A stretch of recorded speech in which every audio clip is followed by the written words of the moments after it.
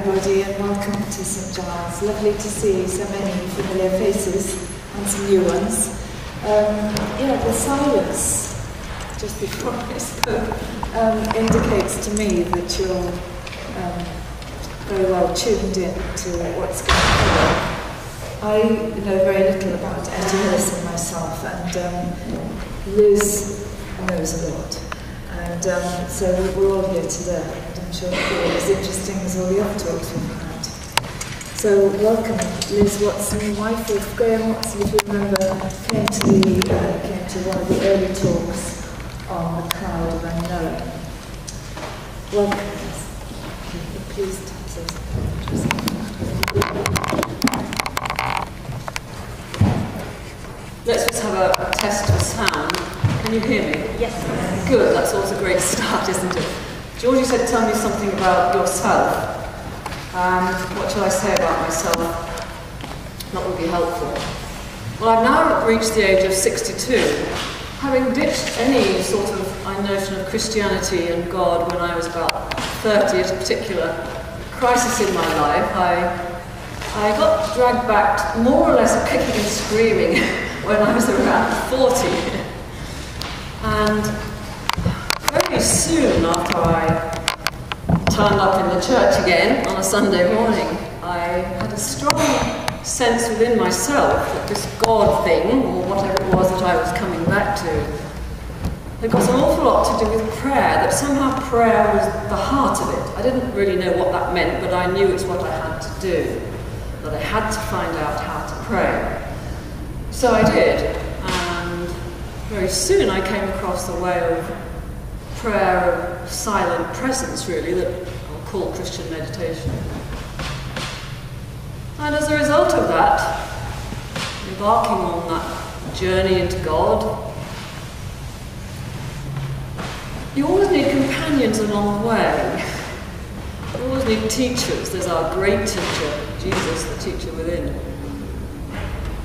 But then there are all these other extraordinary people through the centuries within Christianity who'd written about their own journey into the depths of God and into the depths of themselves and into the depth of creation. And I became increasingly fascinated with them. So, do I know a lot about Etty Hillesum? Well, I guess in one sense you could say that I do, but in a way I regard her most as a particular friend. Someone who is a companion on the journey, who, when I read, she's helping me to find my way and to understand what's going on in life and what this journey into God, into the mystery of God, into the heart of God is all about. So my interest in her is really a practical one, is how can she help me and how can she help us in this journey into the mystery of God. And that's the way I'll try and approach her. So I've called the talk The Cost of Compassion. And the reason I've chosen that as a way into looking at Etty Hillesum is that it seems to me to be the perennial question for humanity. Is how do we choose love rather than hate, peace rather than war, unity rather than division? In our family, in our workplace, in our nation, in the world, in our own heart. Because it seems to me, that it always has been extraordinarily difficult for us as human beings to do that. That's my own experience of my own life. I feel I fail so often, and if you clock up all the places around the world which are at war today, it's really obvious, isn't it, that this is difficult for us. So how does someone like Etty Hillesum, what has she got to say that can help us to do this really very essential, in every meaning of that word, this essential work of learning to love, of learning to grow in compassion. So that's the way I'd like to come at her. Now, for many people she may be an unknown name, but you can at least see a picture. That's a picture of her. Those of you who can see, you can have a look at the end. It may be a slightly posed picture, but it says something about her. So we're talking about someone who lived from 1914 to 1943. So she's very modern. She's of our time, almost, isn't she? So she's very contemporary. She speaks in our language. So we don't have any translating to do. She doesn't come from the 4th century or the 16th century. So we don't have that act of translation to do into the language and the thought categories of our own time. She, I think, speaks to people increasingly in our own time in the West for several reasons.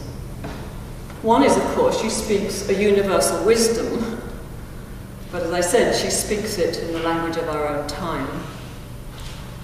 And she speaks in a context of a knowledge of psychology, which is so much part of our own time, our self-understanding, brought to us, you know, from Freud onwards, which we can also, of course, find reflected before then. So we often find courses, don't we, which want to bring together psychology and spirituality, because we have some sense that they're to do with each other, that self-knowledge has got something to do with the knowledge of God, which the mystics have always said, that you can't have one without the other.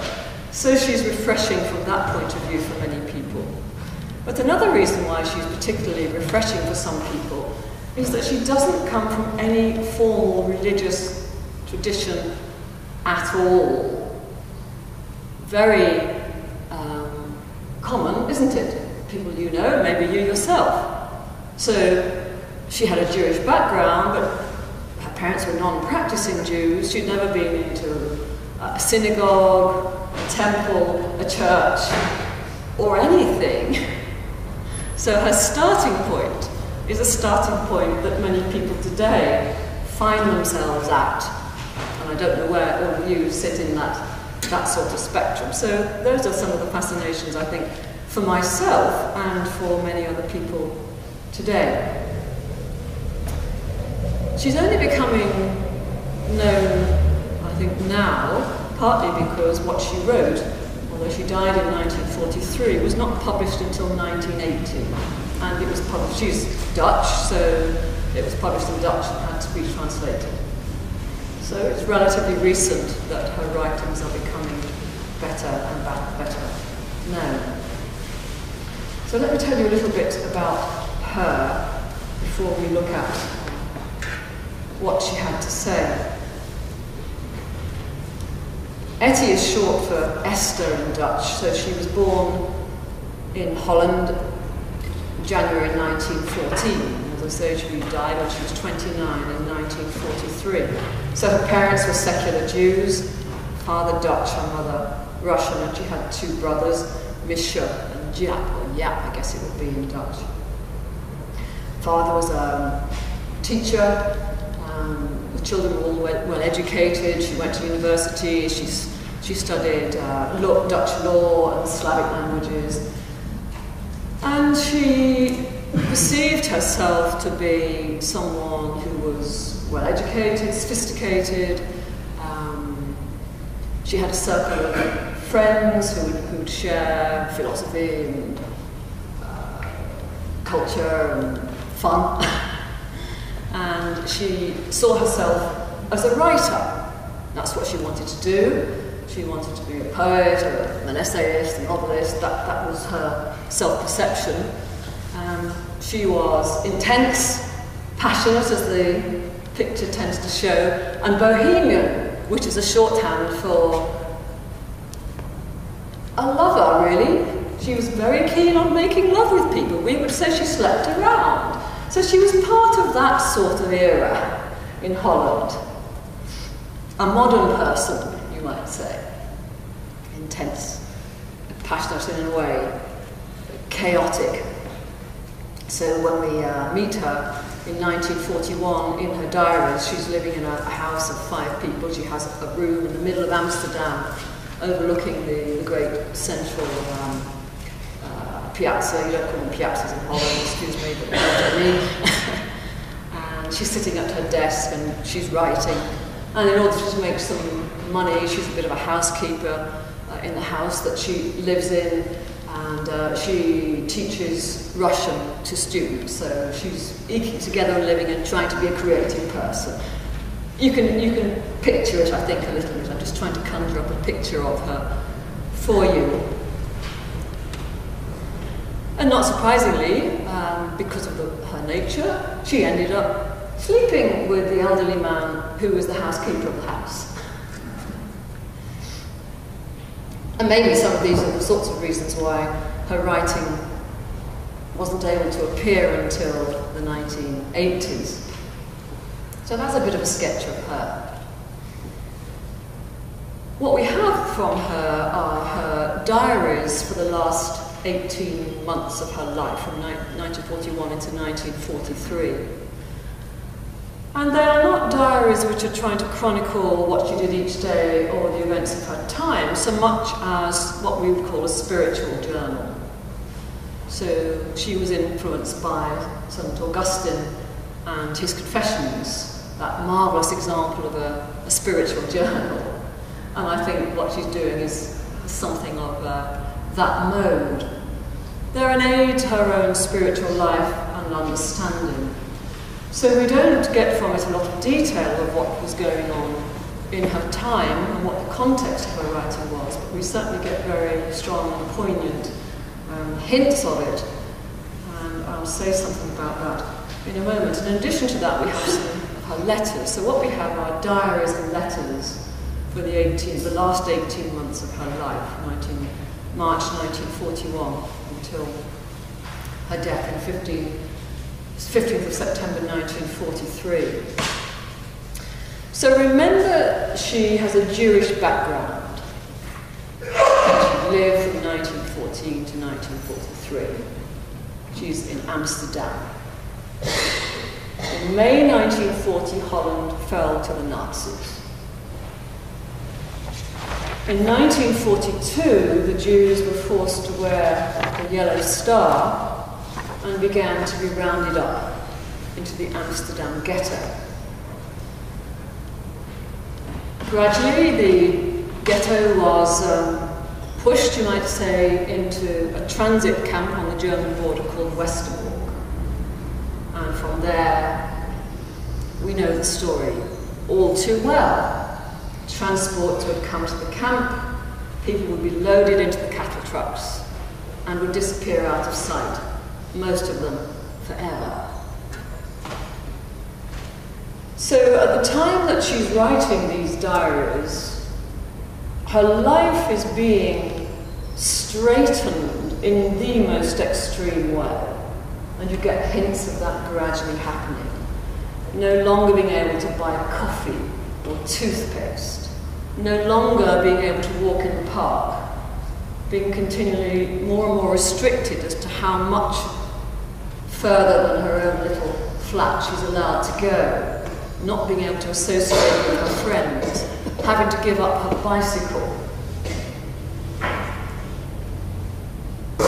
Until she decides for herself that she does not intend to try and escape, but she intends to live into this situation in a completely different way. And she goes to work in the hospital, in the transit camp at Westerbork, and to be with the suffering of her people. So she is undergoing her own deep and increasing suffering and choosing to be with others in their suffering, and until she, along with her own parents, is transported from Westerbork to Auschwitz, where they all die. So it's, I think, very important to see that this diary and letters, which show this extraordinary spiritual maturing and this incredible growth of compassion in her is happening in a situation, it's almost a physicism, when everything, increasingly things that are very dear to her, are being taken away. It's almost as though out of that crucible, this amazing opening of the heart and of the spiritual life is growing. Another reason why I've called it the cost of compassion.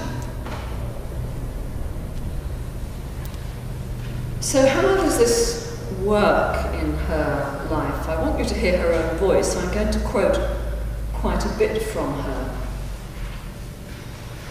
I want to gather some of it under the heading of a clarification of vision, learning to see more clearly and more truthfully, which in Christian terms we might pick up the beatitude, purity of heart, clarity of consciousness. The ability to really see what is there.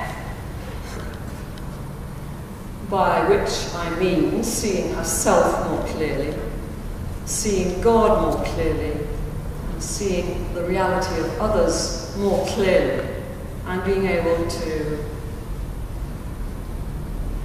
live into and out of that. So the first thing I want to highlight is this increasing ability to see herself as she really is, not as she would like to be, or would like to think she is, or would like others to think she is, which is of course what we all do. So if I read you the opening words from the first diary entry, I think what we see here is a real breakthrough moment of what we might call awakening. She realizes some things about herself that she has never been able to face before. Here goes then.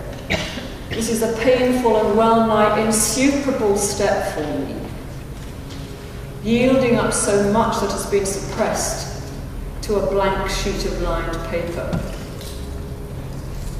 The thoughts in my head are sometimes so clear and sharp and my feelings so deep, but writing about them comes hard. The main difficulty, I think, is a sense of shame. So many inhibitions, so much fear of letting go, of allowing things to pour out of me, and yet that is what I must do if I am ever to give my life a reasonable and satisfactory purpose. It is like the final liberating scream that always sticks bashfully in your throat when you make love. I am accomplished in bed, just about seasoned enough, I should think, to be counted among the better lovers. And love does indeed suit me to perfection, and yet it remains a mere trifle, set apart from what is truly essential. And deep down, something is still locked away. The rest of me is like that too. I am blessed enough intellectually to be able to fathom most subjects, to express myself clearly on most things. I seem to be a match for most of life's problems, and yet deep down, something like a tightly wound ball of twine binds me relentlessly, and at times I am nothing more or less than a miserable, frightened creature, despite the clarity with which I can express myself, which is actually on your handout. So, well, that's pretty self-indulgent stuff in a way, isn't it? Not what you expect from a highly respected mystic, but that's where she's starting from, and that's where we all start from, really. And she's seeing something. She knows what she'd like to be like and how she wants other people to regard her, but what she's sensing is that the deeper reality of herself is that there's a lot of crampedness and pressure and things she's not proud of. That when she looks at them, she feels ashamed. But something in her has allowed her to see the reality of that and not to put the lid back on it.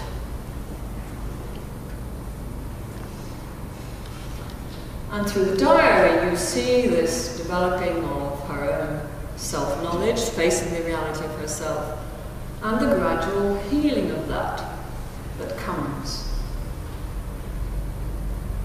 And we'll see what the source of the healing. And remember, we're talking about 18 months. That was the very first diary entry. The last diary entries, 1 or 2 extracts, again on your sheet if you want to read them at the same time I speak them. Notice the difference, really. The soul is forged out of fire and rock crystal, something rigorous, hard in an Old Testament sense, but also as gentle as the gestures with which his tender fingertips sometimes stroked my eyelashes. Notice there, she talks about God, her metaphors are so often out of erotic love, which is such part of her. So her love for God, she's not at all embarrassed to use some of her language for her human love for God. Those of you who heard Graham talking about Cloud will know, perhaps know he's just written a book about the Song of Songs, that passionate love song in the Bible. Sort of connection there, maybe. I have broken my body like bread and shared it among men. And why not? They are hungry and had gone without for so long. You should be willing to act as a balm for all wounds. So this extraordinary turning from a rather self-obsessed introspection into being someone for others. And from the last letter, opening the Bible at random, I find this from the Psalms. The Lord is my high tower. I am sitting on my rucksack in the middle of a full freight car. Father, Mother, and Misha are a few cars away. In the end, the departure came without warning. We left the camp singing. Father and Mother, firmly and calmly. Misha too. Thank you for all your kindness and care. So, a remarkable transformation and maturing of the whole person has come about there.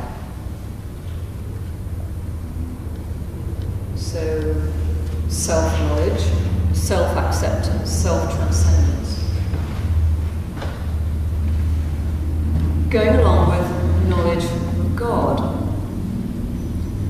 When she begins to write her diary, the word God is something of an embarrassment to her. It's difficult for her to say the word. I know lots of people like that, do you? The word God.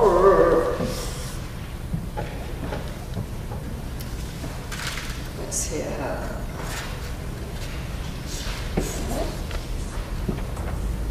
God, take me by your hand. I shall follow you dutifully and not resist too much. Some first tentative steps.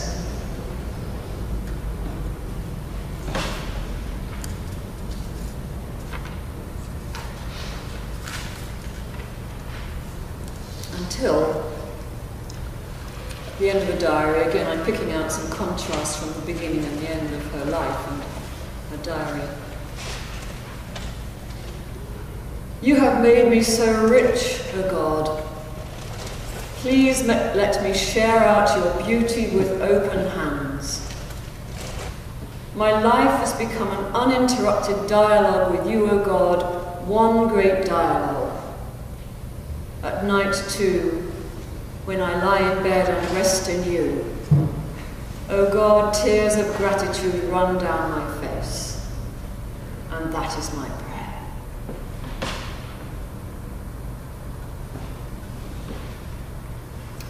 A beautiful familiarity, isn't there, with God? Just with God as the most amazing friend, really. And the God that she discovers is the source of, is ultimate reality. Those are not her words exactly, but. And the God that she discovers in her experience is ultimate and constant and indestructible goodness, beauty, truth, and love. This is what she comes to see as the underlying reality of everything that is, the depth reality, you might say. To the extent that whatever's happening to her, to other people, life is still good. It is still possible to love life even in the midst of the most appalling suffering, because she sees that it's possible for us as human beings to live in touch with that ultimate reality, which is unchanging, fundamental love, beauty, goodness, truth, which underlies absolutely everything, even though the outer aspects of reality are exactly the opposite. So that she can say, when she's working in the transit camp,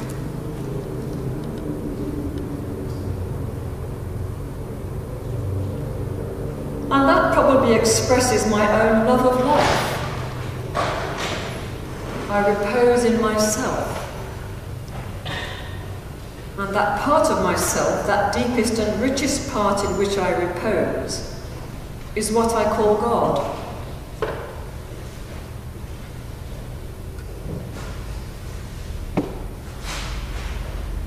So she describes being in the transit camp and walking around the chain link fence at the dusk. It's a place that she describes as a place of mud and misery. Yet, when she's walking around and she sees the lupins, the purple lupins blooming, she knows she loves life because she's in touch with that underlying reality.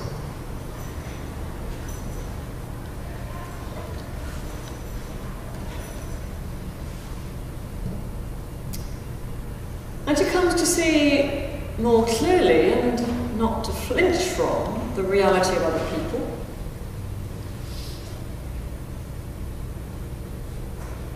The way they behave in these times of stress and crisis. Some with nobility, many with fear and all of the worst things that we humans can do under pressure. What's being done to them as Jews. Behaviour of soldiers,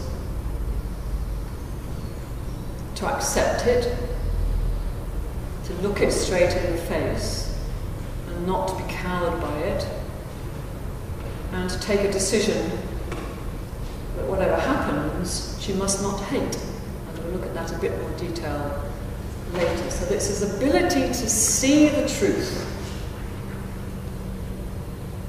And because of this deep residing in God, to have the strength to live in that situation with compassion.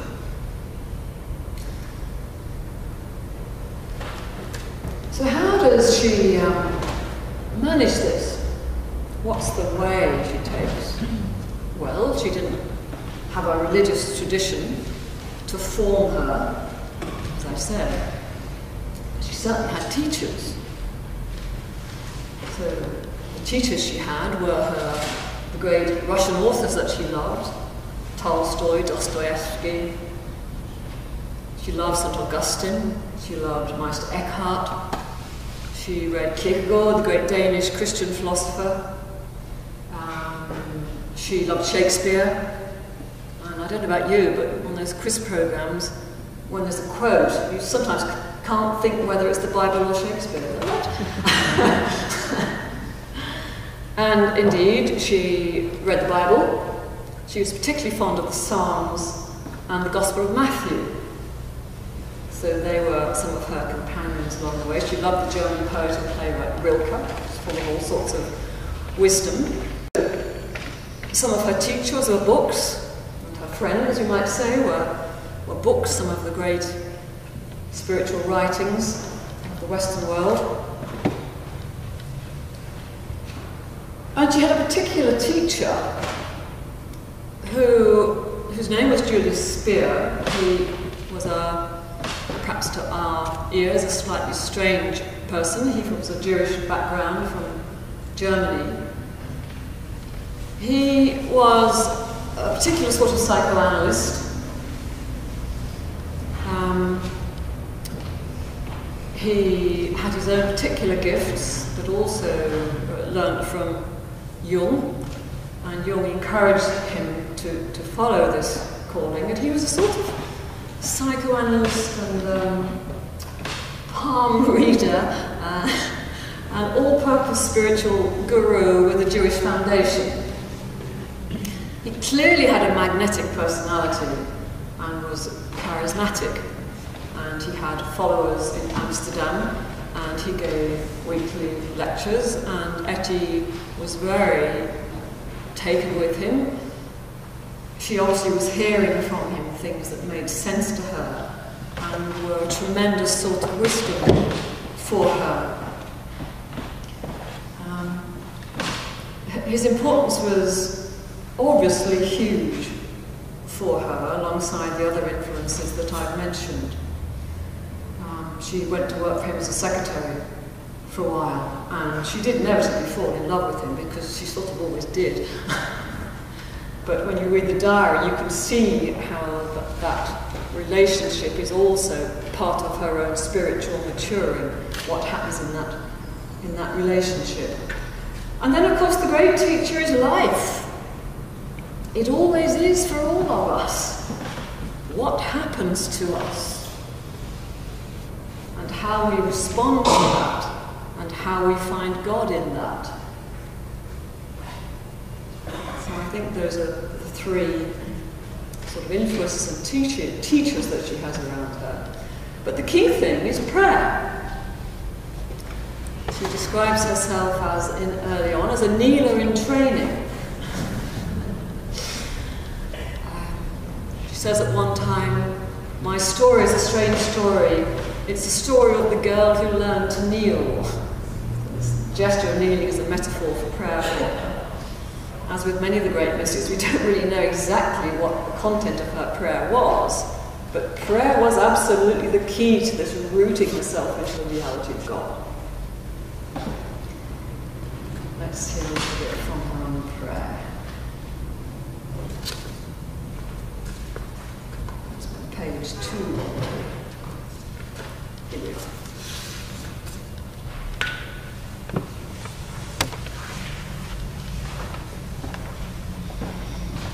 Yes, when she talks about the girl who learned to pray, she says after that, "Prayer, that is my most intimate gesture, more intimate even than being with a man."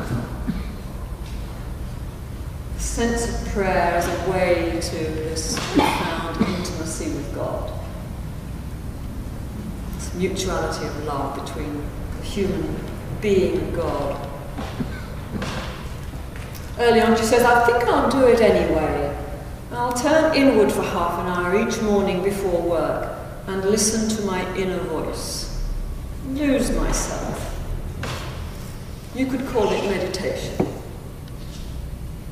That sense of an inward movement, beginning to listen in rather than all the clamour of voices in the mind and outside. Losing herself in God. And after a bit she says, "I keep finding myself in prayer." It just keeps happening to her.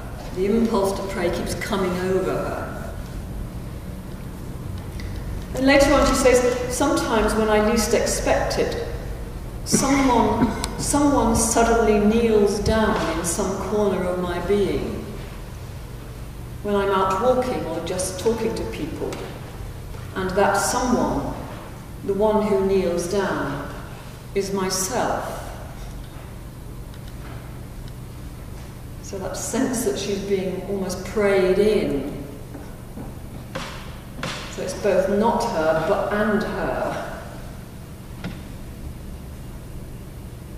It's not really at that stage much of it. It's difficult to speak separately of self and God when you come into that increasing sense of union. So, prayer becoming more and more a part of her, the way she is, as much as rather than just what she does. She becomes a prayerful person.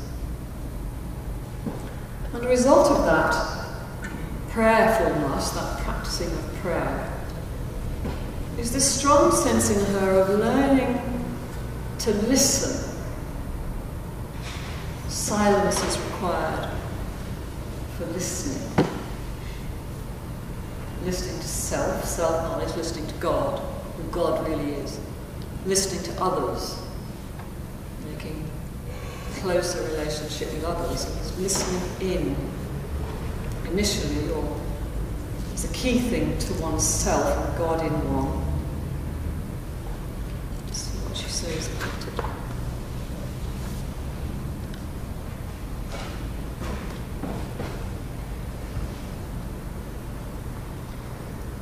And I listen into myself, allow myself to be led, not by anything on the outside, but by what wells up deep within. So she's learning to listen to what God is doing in her. She's learning to be sensitive to that, so that she can follow it. So she's increasingly turning away from her own will and her own decisions about how she should make life from an outward perspective, but to hear biblical references come to mind, which aren't her. The still small voice comes to mind. The still small voice within.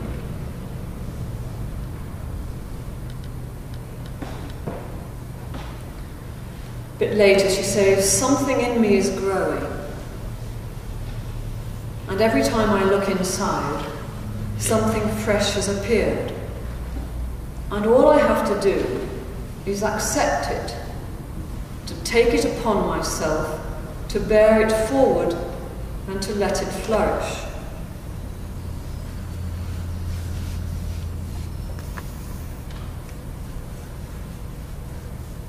I'm just relating back to something we were talking about just now, about facing reality. The two are so linked. Something is crystallized. I have looked our destruction, our miserable end, which has already begun, straight in the eye and accepted it into my life. And my love of life has not been diminished.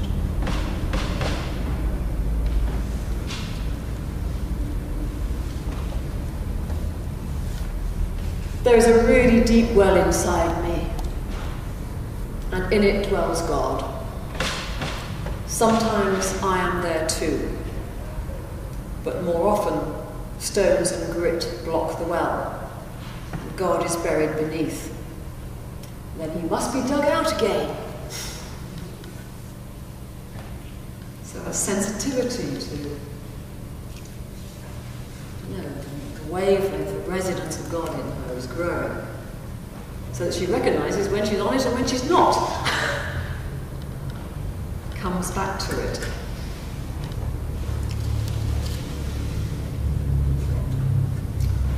And one of the key things that is part of that is non-possessiveness, increasing unself-centeredness, detachment. These are the words that we often use for that. Let's hear what she has to say first.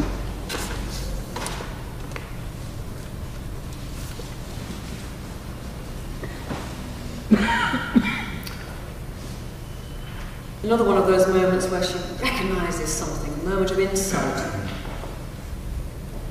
I've hit upon something essential. whenever I saw a beautiful flower, what I longed to do was press it to my heart or eat it all up. I was too sensual. I might almost write too greedy. I yearned physically for all I thought was beautiful, wanted to own it. Hence that painful longing that could never be satisfied, pining for something I thought unattainable. So she recognises this in her, that when she sees those things that she wants to go through her. And then there's, whoops, getting too passionate here.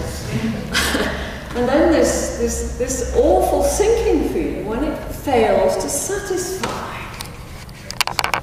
The thing we long for, that we go for, that's going to make us feel happy, satisfy all our longings, and it doesn't. That's what she's noticing, this very human thing, but felt particularly intensely because she's a particularly passionate person.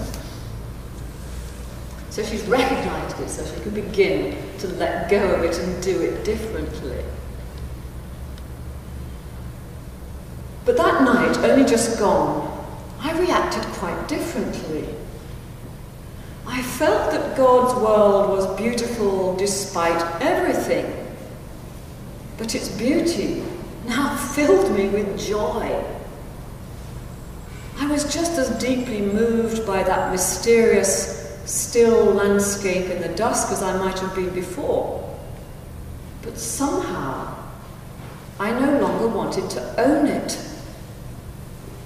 I went home invigorated and got back to work. And the scenery stayed with me in the background as a cloak about my soul. Maybe you can think of things in your own life that relates to. Those of you who have children may have some sense of possessiveness and unpossessiveness. And whether possessiveness or unpossessiveness allows you to really love less selfishly. That's what she's talking about. With each minute that passes, I shed more wishes and desires and attachments. There are moments when I can see right through life and the human heart, when I understand more and become calmer and calmer, and am filled with a faith in God that has grown so quickly inside me that it frightened me at first, but has now become inseparable from me.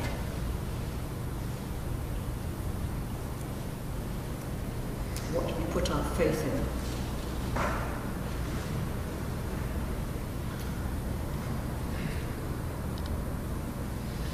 So, a bit of a gallop through some of the perhaps key themes of what we can find in Etty. But what I want to do in particular now is to look at the other side of the handout I gave you, the one that says the growth of compassion.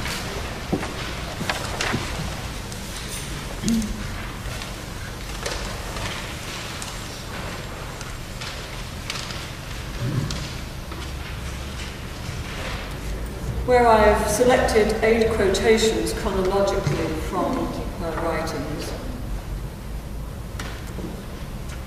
in which I hope to have shown how compassion gradually develops in her. Actually, what I should say about what I've just said is a sort of health warning, because I've made it sound a little bit as though there is this lovely, smooth trajectory from self-centeredness to holiness, which isn't really like that, because none of us is like that. Actually, what's really happening, which is what happens in all of us, is that the journey is very up and down. So the things that plague her emotionally and otherwise are always coming and going, and she doesn't reach some sort of stage of perfection where her human imperfections aren't around. That's never the way. But those human imperfections are to a certain degree healed, but absolutely put in a different perspective, they become less important. What's important for her more and more is not what troubles her, but what she's able to give to others. So So she still struggles with some of the old struggles, and you see that in her diaries. So I think I need to say that, otherwise we get the wrong idea about what this spiritual maturing is about. We're inclined to think that saints are perfect in some sort of human sense. Well, they never are. But despite their messiness, they find God in the depths of their being. And it bears fruit. People see God in them. Despite some of the messiness still being there. And that's very true, Etty. So let's go back to the growth of compassion. So these are 8 quotes from the diary. So what I'd like to do is to read them out to you so that you can just hear them. And I think we'll have 5 minutes or so for you to, maybe just in twos, to have a mull over on them for yourself. Because what I hope you might like to do is to read them in a personal way. As you hear the words, maybe there's the odd phrase that somehow stands out for you, that means something in particular for you, that has something to say to you, which has some impact on you and your own journey of faith and your own life. Because then I think if we could read these great mystics in that way, then it really does begin to, they do begin to be our friends along the way, rather than just historical figures. It's a bit like Jesus, really. We can treat Jesus as a historical figure, or as someone who is with us and makes a real connection with us and our own lives. So maybe that's a possibility, that as I read them and as you read them afterwards, you could just be listening in that sort of way to anything that seems to strike you as a gift of some sort, and then the other words don't really matter all that much. Anyway, let me read them through. The rottenness of others is in us too. I see no other solution. I really see no other solution than to turn inward and to root out all the rottenness there. I no longer believe we can change anything in the world until we have first changed ourselves. And that seems to be the only lesson to be learned from this war, that we must look into ourselves and nowhere else.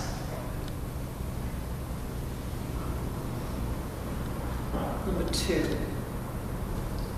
Something else about this morning. The perception very strongly borne in that despite all the suffering and injustice, I cannot hate others. All the appalling things that happen are no mysterious threats from afar, but rise from fellow beings very close to us. That makes these happenings more familiar then, not so frightening.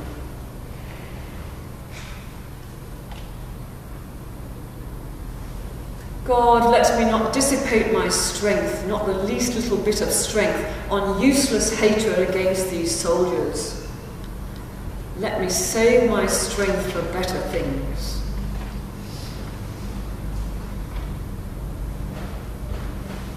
Number 4.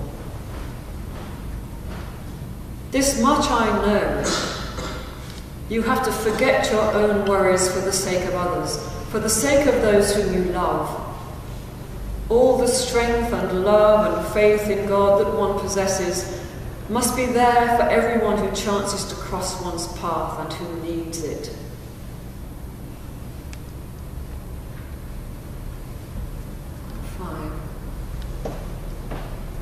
How great are the needs of your creatures on this earth, O God. They sit there, talking quietly, quite unsuspecting, and suddenly their need erupts in all its nakedness. This is in the transit camp. And that's when my task begins. It is not enough simply to proclaim you, God, to commend you to the hearts of others. One must clear the path towards you in them, God. And to do that, one has to be a keen judge of the human soul. I embark on a slow voyage of exploration with everyone who comes. comes to me. And I promise you, yes, I promise, that I shall try to find a dwelling and a refuge for you in as many houses as possible. There are so many empty houses, and I shall prepare them all for you, the most honoured lodger.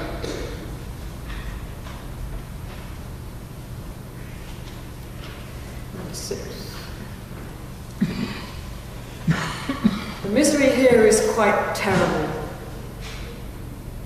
And yet, late at night, when the day has slunk away into the depths behind me, I often walk with a spring in my step along the barbed wire, and then, time and again, it soars straight from my heart like some elementary force.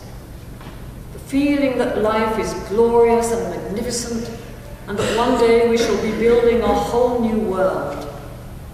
Against every new outrage and fresh horror, we shall put up one more piece of love and goodness, drawing strength from within ourselves.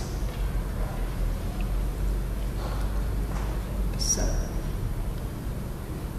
many feel their love of mankind languishes at Westerbork because it receives no nourishment, meaning that people here don't give you much occasion to love them.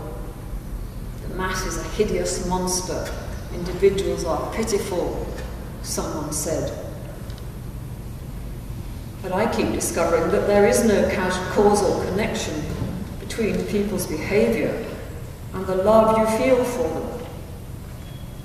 Love for one's fellow man is like an elemental glow that sustains you. The fellow man has hardly anything to do with it. And finally, last night I had to struggle again not to be overwhelmed by pity for my parents, since it would paralyse me if I gave into it. More and more, I tend towards the idea that love for everyone who may cross our path, love for everyone made in God's image, must rise above love for blood relations. Please don't misunderstand me. It may seem unnatural, and I see that it is still far too difficult for me to write about, though so simple to live.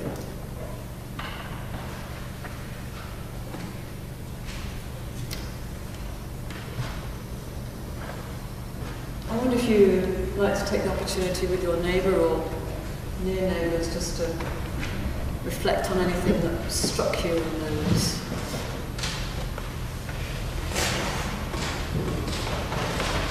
Not every reason when you're in straight lines, but we often help each other with the reflection. Often is helpful for us both. So, what do you want to say?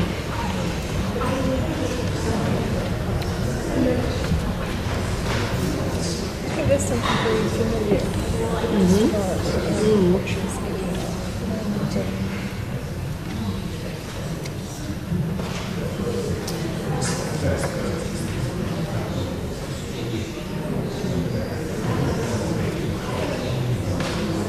Yeah, I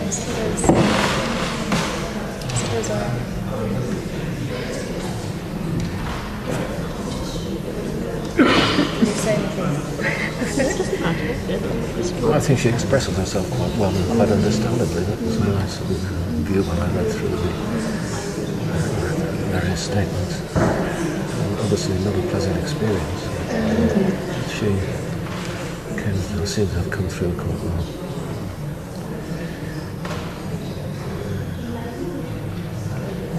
I felt very sort of satisfied in the sense that she used the word contemporary, and so to me it was really not having to wade through medieval English or anything like that, and so that I think she comes through very quickly, very smoothly at things that you have thought of, dallied with, been inspired by, and so I felt it was kind of really quite a feast. I really enjoyed this because there is such goodness in her, And she did express it very vividly.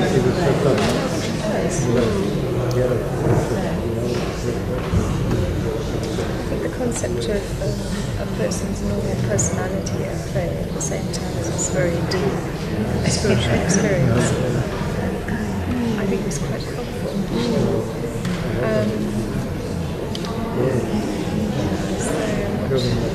I think the other thing that I'd like to say in terms of familiarity, that's I suppose a question that's arising me, is I feel that what she speaks of is very familiar to me, but very acutely felt in a situation of extreme awfulness going on in my life.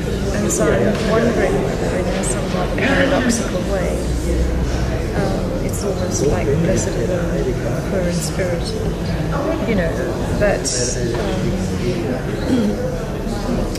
this shutting down of one's life does have is a sort of mechanistic process that allows for the spiritual growth. And so within myself, the actions my life has got better and isn't so severely impinged upon. I feel as if I'm further away from that. It's familiar rather than being ever present and completely running through every aspect of my life. So, that's a question that can never be answered, because if she had lived and then carried on and was still able to live in that place, normal family life, that's the question in my mind. If somehow this awfulness has this effect of bringing one closer to God. I'm not saying in any way one should force people into a horrible situation. I'm just saying that's sort of the paradoxical nature of No, but I don't suppose. I think in different circumstances you have to decide how you relate to those circumstances. So that's more a matter of understanding continue than anything else. A couple of minutes for any reflections from that or questions.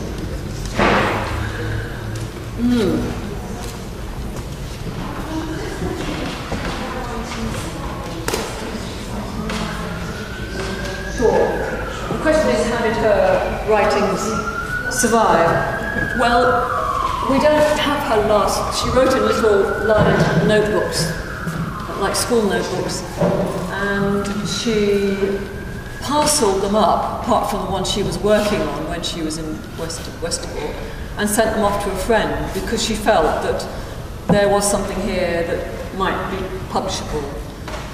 But the last diary she took with her to Auschwitz, and I guess it ended up as ash, the same way she did. And some of the letters were gathered together, and then when her diaries began to be published, people began to send more letters in, so it's grown from there. But that's how they survived, so that's a great question. It's interesting that the sort of writing that she hoped to be famous for, which was poetry, was not the writing she became famous for, but I guess this is the writing she would have been most pleased with, that it was most real to her.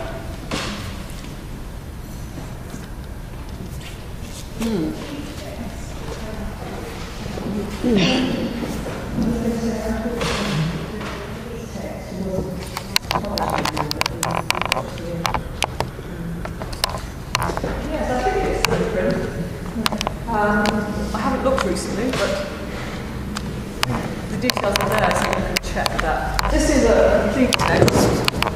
These are on your sheet. This is an abridged version, which is an extremely good abridgment, I think. I think it gives you a full flavour of her. This is a book by Patrick Woodhouse, retired canon of Wells Cathedral, who've written an excellent book about her. More things that begin to appear now. Those are noted on your handout.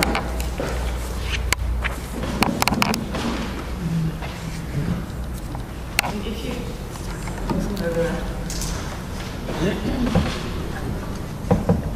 Thank you. just wondering if you could visit a period of anger about the injustices and the rottenness that was in the regime that she was under.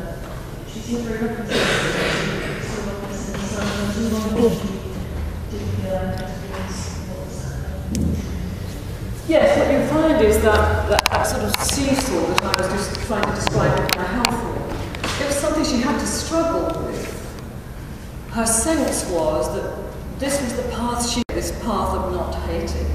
That was a strong sense of the divine, you might say, in her, that she must follow this path, but like any other human being in those circumstances, the pull into the more natural, in a way, more natural response of hatred was there, and she had to keep struggling against it. So yes, yeah. And then, well, just a very practical. You mentioned about publication. So her 40 works that have survived. They are all that's called complete text, and so and there are also new books out because of the anniversary of her birth in 1914. So especially some Dutch people, but a lot of people from all over the world have gone into her work from all sorts of different angles. And so there's now a whole range of publications. If you Google it, you'll come across that, and some of it's really interesting. So, and there was a very big conference in Belgium around the time of January of her birth, 100th anniversary, and people from all over the world came together, about 30 people, all over the world went into her work, and they're also encouraging new people to come forward to study the text and find a different angle yet again. So, thank you, that's absolutely marvellous. It's bringing us up to date, but that's obviously going to cause another explosion of interest and study, and I hope people are finding inspiration in her for their own lives. I loved what you said about the view.